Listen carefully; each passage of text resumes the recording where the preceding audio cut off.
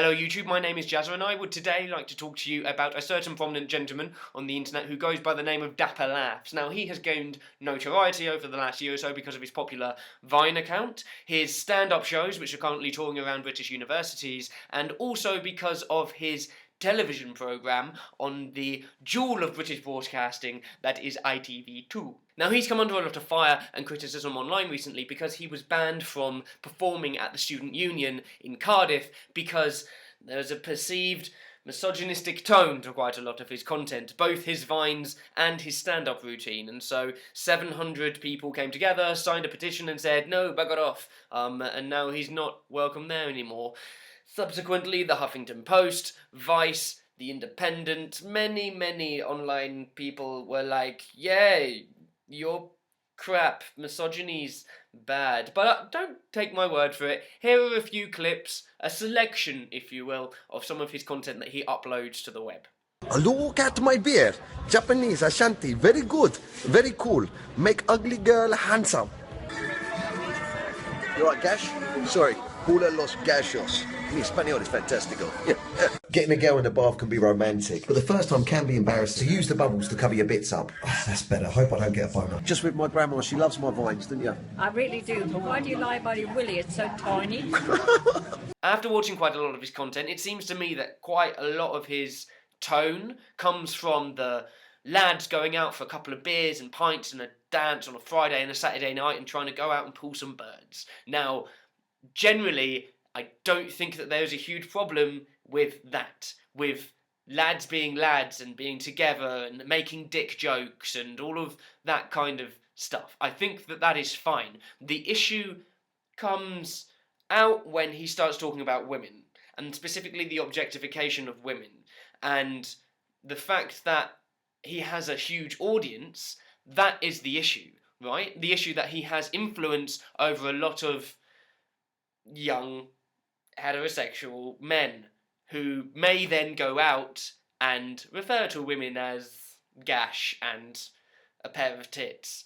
And that's not fun. One of the main problems that I've had with criticism of Dapper Laughs is the fact that it has been very one way. There hasn't been an attempt to have like a dialogue with lad culture and think about how we can mould that part of our society into something more positive. Being a lad, for a lot of white, working and middle-class men, is an incredibly important part of their identity. And Huffington Post, Vice, Independent, everybody who's been writing about this and making videos about this has just been like, this part of our society needs to be stopped. You can no longer identify as a lad, all lads are bad, and I think that that is, one, unhelpful, because then you're completely alienating a group of the society that we want on our side, and who are probably the most important people that we want on our side in terms of treating women with respect.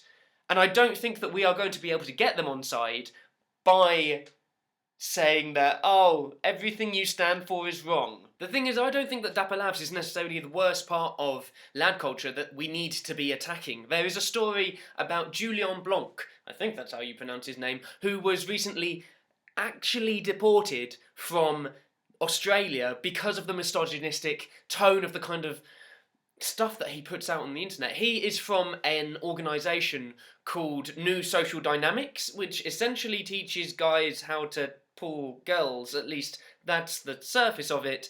But there was actually a video that I will link down below where he was doing a talk in Japan and said that it was okay if you were a white guy and you can get away with anything with women. You can go up to the street and hold their head, put it down on your penis, and as long as you say something like, ha ha ha, Pikachu, they giggle, they love it, they love being sexually assaulted, it's great. I was talking to a friend of mine who is self-admittedly a bit of a lad, and I was trying to explain to him the ideas of like consent and respecting women as people, not as objects, and my go-to thing that I wanted to show him was a Lacey Green video about consent. It's very good, go and watch it downstairs, but then I realised as I was watching it through before I sent it to him, I was like, he's going to be able to identify with absolutely nothing of what she's saying.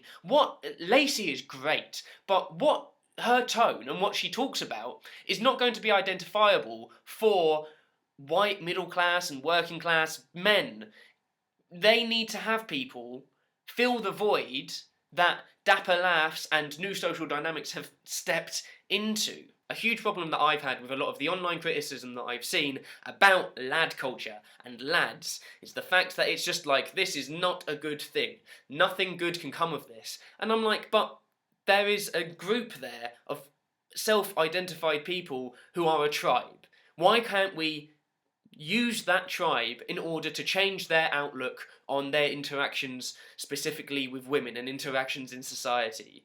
The fact is, Lacey Green isn't going to be able to be that person. Maybe somebody like Jack and Dean with their video on consent, their song on consent. We have to find a new tone in order to be able to talk to these young men who enjoy going out with the lads, who enjoy going out and having a couple of pints and like hitting on girls. There's nothing wrong with hitting on girls, but then you need to make sure that after you've hit on the girl that she's cool with everything that you're doing, you know? I didn't script this video, in case you didn't notice, so I hope that there is some kind of coherent message here and that I haven't managed to offend everybody involved. Sorry if I have. I want to ask you guys, do you think that there is a way that we can take lad culture and use it for something positive in terms of like social responsibility and turn it into like better attitudes towards women? Or do you think I'm completely misguided? Feel free to disagree with me, by the way. If you have liked this video, please like it. If you would like to see more videos, then please subscribe. I look forward to talking with you in the comments about this. I have been Rhyming with Oranges. And yeah, that's me gone. Bye. In case you missed the video I made last week, click over there and you can see me get half naked and talk about body confidence. That was fun. Thank you so much for engaging with that video, by the way. I had a lot of fun talking with you in the comments. Right, I'm actually going to go now. Bye.